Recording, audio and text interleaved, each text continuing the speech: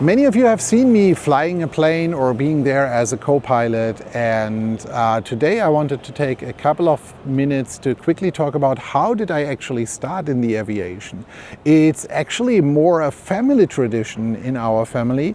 My grandfather, who sadly died before I actually was, I think, 3 or 4, so I did not actually get to meet him a lot, started a flying or pilots club in Greven, which is nearby Münster, which in the end actually became the source on what we now have as Münster-Osnabrück International Airport. And he started that flying club back in the days when they were talking about flying. They were more talking about a few hundred meters or a few seconds and stuff like that.